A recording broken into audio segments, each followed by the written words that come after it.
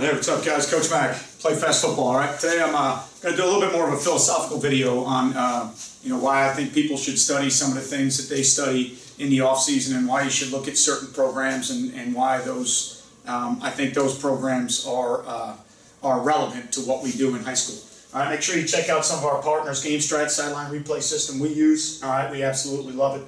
Dome Hats, which is the headwear company that sponsors Play Fast Football and the high school I'm at. You can go on their website and use their custom online hat builder, where you can generate your own custom hat, which I think makes them different and above and beyond everybody else. Baker Sports, which is the local sporting goods company we use here for all of our uniforms, our team gear, our coaches gear, our fan apparel. This is one of our Baker sporting goods shirts that they make for us. So local company, great customer service, quality reps that are consistent. I've dealt with the same reps over and over again. They don't switch reps, so make sure you check out Baker Sporting Goods. Difference USA, the ultimate striking machine. We have one in our weight room. Get thousands of reps without needing a partner. HighandTight, which is a ball security training aid with an auditory feedback that's immediate. You have to hold the ball with the proper points of pressure in the proper position to hear that beep. If you don't hear that beep, you don't have the ball in the proper position, so it builds that, in my opinion, muscle memory of where the ball needs to be and where those points of pressure need to be on the football. And JustPlayFB, which is digital software taking your program to the next level. It's a powerful presentation. It's a way to present your playbook in a different manner to your players, and it's the best play diagramming tool out there, and it's the one I use if I'm going to speak at webinars or clinics or do anything for my websites with drawings on them. I'm going to use JustPlay. All right, so what I want to talk about today is making a case for being different. All right, in the game of football, a lot of times everybody wants to. I think people fall in love with schemes and systems, and you take a look at trying to label what certain systems are. And I know for the people that I follow and a lot of the things I see on social media, you're always going to get anytime a certain system, quote unquote, has success, you're always going to get the people that believe in that system, and they're going to be out there, talking about why, you should use that system, why that system is better than others. And I've never been one to argue about systems. To me, football's about winning. Offense is about scoring points, moving the ball, putting your team in a position to win. Defense is about, giving up the least amount of points per possession, probably turnovers, getting guys on the ground, eliminating explosive plays. Special teams is pretty much the same thing. It's about field position. It's about executing and not giving up big explosive plays, not letting the field get flipped. But the one thing that I will argue all the time is there's a million different ways to do it, and I think that there's several programs out there doing it different ways. That lead me to believe that in the evolution of the game of football, maybe we should get away from, quote unquote, the exact systems, and I think you can pull things from different systems to create your own kind of structure of how you want to play. All right. The first couple things that I look at is we should always look at college versus high school, because I think it's the most comparable talent situation that we can look at. The NFL is great. NFL football is great. Those guys, those coaches are probably the best in the business, a lot of them. But they do a lot of things the way they do them based on the talent that they have. The difference between the worst NFL team and the best NFL team, at the NFL level, obviously, it's going to be, dramatic, so to speak, but those guys are still professional football players. The talent level is a little bit different. The rosters are a little bit different, but they're still comparable. All right, in a way. College versus high school is where you're going to get a lot. And a lot of times you're going to get these rosters that are dramatically different. And we need to look at that, because we need to figure out, to me at least, and again, like everything else I do on my website with Play Fast Football, these are my opinions. They're not things that I've gone out and solicited information on. They're things that I look at in being a high school football coach now for 22 years and being at programs that I think are comparable to the programs that I study.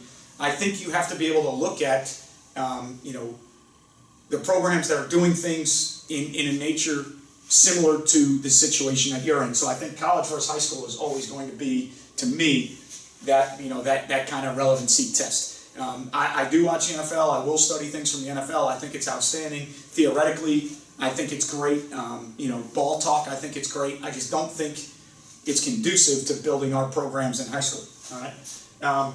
For instance, programs like Iowa State, Coastal Carolina, and I'll even throw the academies in there. All right.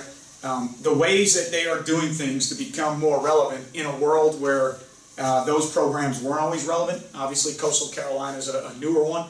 Iowa State is now in the Big 12 championship and have been doing some things the last couple of years in the Big 12 to compete with the people that they've never competed with before. You know, if you look in the history of their program and what they've been able to do, and then you look at the, you know, you always have to look at the service academies and the types of kids that they play with, and the differential sometimes in size and speed, and how they're able to compete and be relevant in the football world from year to year. It may be a different service academy each year, but they're, you know, they always find a way to be relevant in the football world. So I think you have to look at schools like that, and there's several other schools out there like that. You know, this year Tulsa and Cincinnati, and you know, I mean, there's so many schools like that, and I'm probably missing. People will probably comment and say, "How can you miss these other ones?" But you know, the bottom line is, I think you have to look at least for the schools that I've been at, or at least in let's say 80 to 90% of my high school coaching career.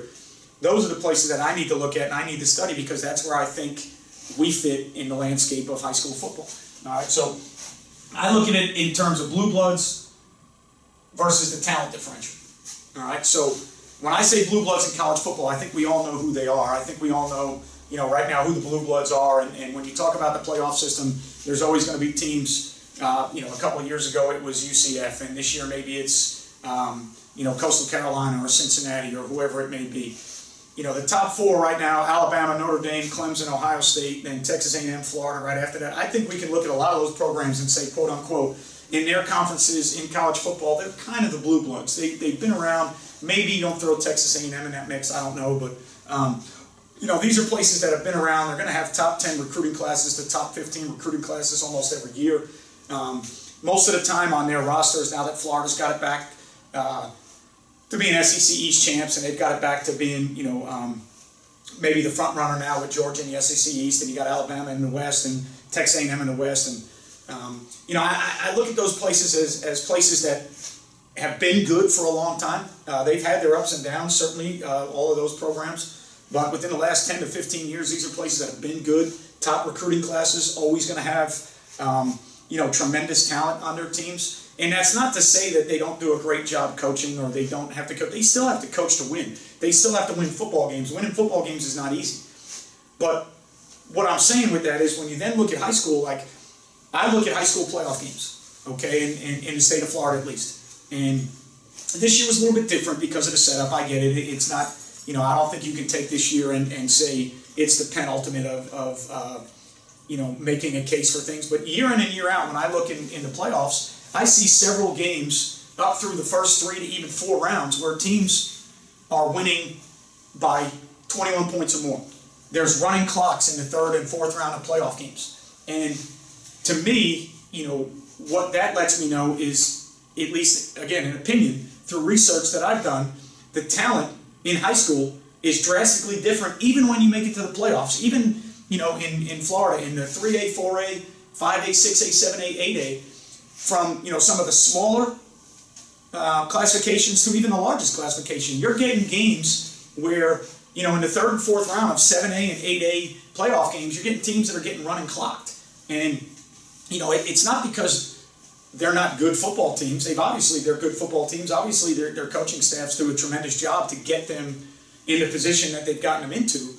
But you get to a point where, you know, a lot of times the talent is so different, and the talent level is so different, even in those 3rd round playoff games, that you've got to find a way to level out that talent, or you've got to find a way to, you know, take your program where it is and figure out how you got to compete with some of those places. You know, like in the county that we're in, we're a 5A school. If we're going to play everybody in our county, or if and when we play teams in our county, there's 6A, 7A, 8A schools. Our schedule is not made up of all schools that are our size. So we're going to have to play games against bigger schools. We're going to have to play games against schools in our district year in and year out that might be, you know, better than we are or more talented than we are. So I think every high school has to look at their scenario and understand that even in high school football, sometimes we have blue bloods. You know, we have the teams that are almost always there. They're always in the mix in a certain classification. And then we have the other teams that have to find a way to get there. What are we going to do to get there? Okay. Biggest thing with those schools that I look at, to me, is scheme your players.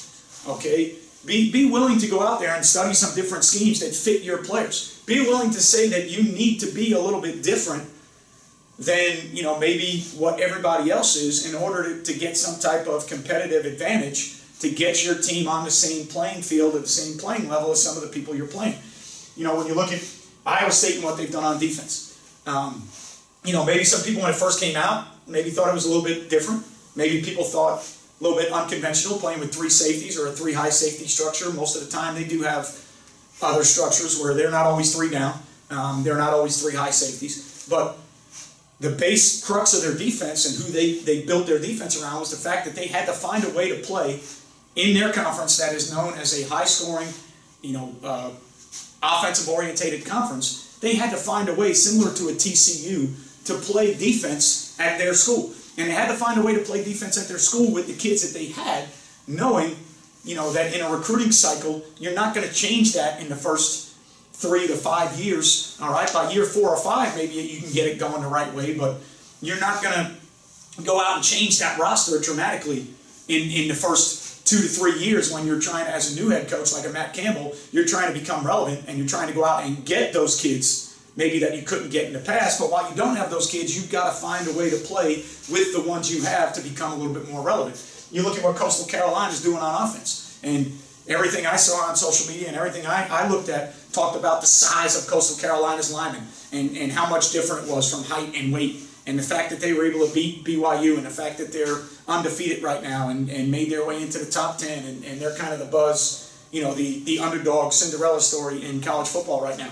And the things that they're doing on offense, you know, multiple option theories and, you know, using some different personnel groupings to fit and leaving guys unblocked and more with those option theories, speed option theories off of different looks and different footwork, and trying to find, you know, that grass angles numbers that their guys can handle, because if their roster is made up, if their offensive line is constantly, you know, inches shorter, pounds lighter than the other team, they're not going to line up conventionally and beat those teams. So they're finding a way to do it in other ways. When you look at the academies that most of them run some type of flexbone option theory, or, you know, option theory in general, whatever you want to look at. I'm not here to look at labeling, all right, the system. I think if you had to label it, most academies are flexbone teams, and then on defense, most academies end up being odd front teams.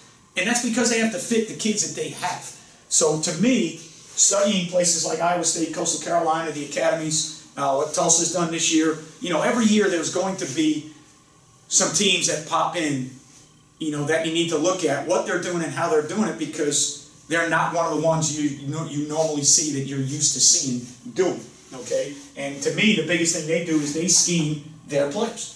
They find a way to put the best players on the field in a scheme that is conducive to how they need to play to win. It doesn't have to be how Alabama does it. It doesn't have to be how Clemson or Notre Dame does it. Everybody's got to do it their own way, but you've got to find a way to do it. And that's, you know, the reason I'm doing this video today. For me, you know, week probably 2 of off-season study, off-season research, I'm looking at ways that we can be different to compete with the people that we need to compete with. Because we're getting, you know, at the program I'm at now, we're getting to a situation where, you know, we're getting back to 5-5 and 6-4. We got to get over the hump. We got to get over that average season. We got to a district championship game last year, and we didn't win it. So, you know, we've got to get our program, and I, as the head coach, have to get our program into a position where we can compete with the people that we're playing. All right, sound but unconventional. You know, unconventional maybe is I don't know if that's the right word. All right, different is probably a better word. All right, but they're sound in how they attack. So if you look at Iowa State on how they play defense, they're sound in how they play defense. It may be different and unconventional to some people when you see a 3-2 box versus 2-back sets, or a 3-1 box versus 1-back sets. And conventional theory would tell you you can't handle run game with those light boxes. All right, or maybe you see soft edges and some of the tight front stuff, and, you know, conventional theory would tell you you got to have a better edge than that. You got to set a better edge than that. So, you know, when I use the word unconventional, I don't want to you know, I don't want to insult anybody. I don't want to insult anybody's intelligence. Different is probably a better word, but the reason I choose unconventional is because it's different than conventional theory. You know, it's different than what the flavor of the month was at that time. When Iowa State went to the defense that they went to, there were other teams playing odd. There were other teams playing tight front. You know, I think maybe Dave Aranda, with what he's done in the evolution of odd defense and his creeper and sin blitzes, the things that he's done, probably were being done before. I think Iowa State took it to another level. There were certainly, West Virginia was playing great 3-3 stack defense. Rocky Long and all the places he's been have played great 3-3 stack defense. Charlie Strong implemented some 3-3 stack stuff. It's not that that personnel group or that defense or that philosophy hasn't won before. It's just that it's different than what most people would look at to say, hey, who's the best out there? How do I need to play football? And those I give credit to those coaching staffs with the amount of stress and pressure that's on their jobs, and obviously a way bigger magnifying lens on their program than we have in high school football. And they had the gumption, the guts, the balls per se to go out and do some things differently. So the thing about it to me though is it's sound in what they do. What they do is sound. It's just different. How Coastal Carolina is attacking people on offense is extremely sound. It might just be a little bit different than the norm. What the academies do and how they attack in their style of football, if you want to use quote-unquote their system of football, it's extremely sound. It's extremely disciplined. It's just different than what the Blue Bloods or the top-tier talent programs are doing because it has to be. All right? But in my opinion, when I look at all those things, I think it's sound. I think their reasoning is sound. I think what they're doing is sound. They're not out there, throwing things against the wall to see what sticks and just helter-skelter, no rhyme or reason to what they're doing. There's an exact reason to what they're doing. There's a rhyme to everything that they're doing, and they put it all together into a system that works for them. What that system is, I don't know. Obviously, Iowa State, it's odd front, 3 high safeties. Coastal Carolina, it's a lot of option principles. Reading a lot of people in different ways with H-back inserts and different ways to get the ball in space using grass, numbers, and angles. Probably some funky formations, some different things. The academies, obviously, it's pure option football. But it's sound. It's good football. It's always been good football. It's always been around, and it's always going to be around. It's just a matter of how many teams are willing to do it, or how many teams have to do it in order to survive. All right? And then the bottom line for me is effort, technique, culture. When you watch those teams play, the one thing you can't deny is how hard those kids play.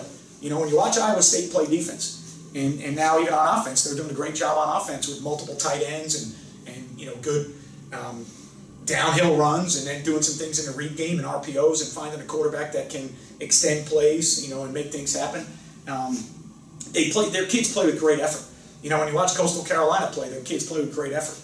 You've always said the academy kids play with great effort. Now, that's not to say that Alabama, Clemson, Notre Dame, and Ohio State, they play with great effort too. That's not what I'm saying. But I think some of these other places, the effort has to be the forefront of what you're doing. The Iowa State-Texas game, they came out with a comment, and they said, hey, it was 5-star culture versus 5-star players. And I think there's a lot to be said about that. And I think the culture part has been built behind a methodology of how they want to do things. And then now that they're having success, the culture takes off. One of the things I've always said about culture at any place is culture doesn't take off until you have some success. People don't believe in and buy into what you're doing until you have some success. And now they're having that success. All right? But when you look at the effort that they play with, when you look at the technique, like when I watch Iowa State, when you look at how they play up front, when you look at, the ability they give their D linemen to win against better players, the ability they give them to play crossface or into different gaps, the ability they give their linebackers who can maybe run a little bit better but aren't maybe straightforward plug guys, the ability they give them to see schemes and run, the ability they give that third safety to run inside out in the alley and make plays on backs maybe more east and west than straight downhill. The Coastal Carolina, the ability that they give their O-line to win against guys that maybe physically they're not supposed to win against. To me, that technique, how they play, the block reaction, the block destruction, how the guys at Coastal Carolina and the academies up front, how they get after people, the techniques that they use to get people blocked or to get people read, in a system where they can't block certain people, the guys that block downfield, the way their players play without the football. To me, that effort, that technique, and then that culture of what you're building in your program. That culture of what you're trying to define in your program. Even, when I look at this week, as an Alabama fan, I look at this week and I listen to Nick Saban's comments about LSU, and he basically came out and said, hey, look, they beat us last year. They got themselves into a mentality where they think they can play with Alabama. We're going to have to go out and change that mentality. That's a culture deal. That's Nick Saban coming out and saying, hey, at Alabama, we have to go out and shut people down and get them all right, to understand that we're Alabama and this is what we do. And he understood that, and he knew it, and he purposely said that. Some people, I know some Alabama fans and some other people that upset they didn't put the pedal down a little bit more, maybe should have tried to win by a bigger margin. But to me, it wasn't about the margin. It was the way they did it, and how they did it. And then after him purposely coming out and saying, look, this is what LSU thought. These are the comments they made. We had to go back and change that. And that's part of that culture. That's part of the expectation. What Dabo Swinney does at Clemson, the culture that they built around being one of the best programs and the expectations, and teams like Ohio State. The difference there, the culture and the expectation is you've got to be in national championship games, and they have to preach that culture. And they have to preach to their kids the ups and downs, the ebbs and flows, how to make it through, because it's not easy at those places either. All right, but when I look at the success stories of the smaller programs, effort, technique, culture, all right, all those things that I'm talking about that I think as high school coaches we need to be willing to go out and look at. We have to take our program and we have to put it, all right, in a scenario that fits with other programs. All right, and every program is different. We're all at different places. You might be at a place that's, 1 or 2 games away from being a state champion every year. You need to find a way to win that 1 or 2 other game, or second other game. You may be at a place like ours where you've got some good players, all right, but week in and week out, you're either as talented or maybe less talented than the other team, depending on the year that you're in. And you've got to find ways to win those games that you're not supposed to win, like Iowa State's doing right now against Oklahoma, like they're doing, all right, against Oklahoma State. Like they did against Texas. Things that you need to do in your program to get past that whatever sticking point you're at. We're all at different places in our program. There's places, New Mexico's a perfect example. All right, their coach came out and said this past week they won a game, broke a 14, 15 game losing streak.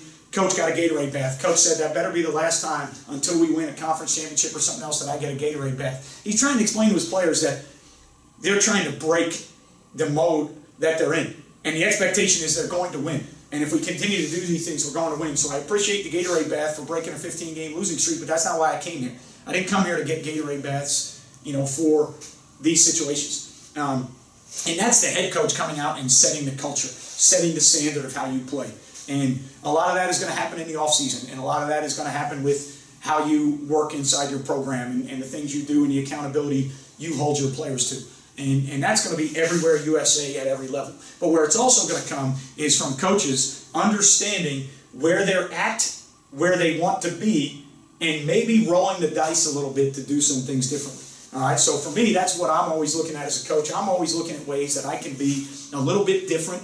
It's not going to be cutting edge. Nothing we do is cutting edge because I'm getting it from somewhere. I'm stealing it or borrowing it from somewhere. What I'm trying to do is I'm trying to take something that I can do that other people are doing successfully and put my wrinkle on it, my spin on it, fit it into what I do. That's the biggest thing with coaching, and the biggest thing I'll always tell people when you're coaching, find ways to take things and wrinkle them to fit you. Find ways to make it who you are and make it about what you are. Obviously, we've got to study. I've got to study bigger programs, better programs, college programs, guys that are smarter than me, guys that know a lot more than I do, because that's how you grow, that's how you research, that's how you learn. Most of these things, whether it's Iowa State, Coastal Carolina, the academies, it was all developed and researched out of necessity, like everything else in the world. Everything we've got, every great invention, everything that's new is out of necessity, what we need to be better, how we need to be better. So research comes from, understanding the necessity of the things that we need and then coming up with things that we need. Okay, so in your off season, I challenge you, go out and study some of these groups that are unconventional or different. Go out and study some of these groups that are doing it with a talent level on paper, maybe that isn't as good, all right, as some of the other teams. Maybe the talent level is as good and the rating system or the recruiting system is flawed. Maybe Iowa State has the same players as Oklahoma, but they're 2 3-star instead of 5-star. So maybe some of these places are rating players differently, or maybe some of these guys are under the radar that Iowa State and Coastal Carolina and the academies and other places are finding a way to get in their program knowing that they're good players and knowing that they're good football players, and they don't care about the rating or the stars or the quote-unquote top 25 recruiting class. So find a way to study people that are different. Be willing to go outside your comfort zone. Be willing to get your hands on whatever film, playbook, information it may be. Talk to other coaches. Do things. Get involved in like the online chats. I did a Sunday night chat last night on 3 high safety defense, how many people are out there playing it, what fronts are you playing, what coverage are you playing, does the middle of the field safety have to be the best player on the team? Because I want to learn from people that are doing it. All right, I can look at the film all I want, I can get playbooks all I want, but I want to learn from the people that are doing it. What gives you trouble? What do you struggle with? What would you change? What do you like? You know, go out and find those places, study those places to make your program better. In the off-season, that's the ultimate goal. Got to get better as coaches. We got to get our programs better. All right, hopefully this video helps you in the off-season figure out what you're studying, why you're studying it, what you need to go to or want to go to schematically. Can you be different than other people? Is it okay to be unconventional? Again, click that subscribe button if you haven't subscribed. Turn your notifications on so you know when we do videos. Comment in every video that we do. If I see the comments, I'll respond to them. If they make it through to me on my side, leave a thumbs up or a thumbs down. Even if it's a thumbs down, every interaction on the video is good. If it's multiple thumbs down and you don't like the topic, then it's topics that we don't need to discuss anymore. If it's a topic I don't do a good job discussing, then maybe it's something we don't need to discuss anymore. Make sure you check out some of the people that help out Play Fast Football. All right, I appreciate everything you guys do for me and Play Fast. Stay safe. I'll see you guys next time. And remember, you won't play well until you play fast.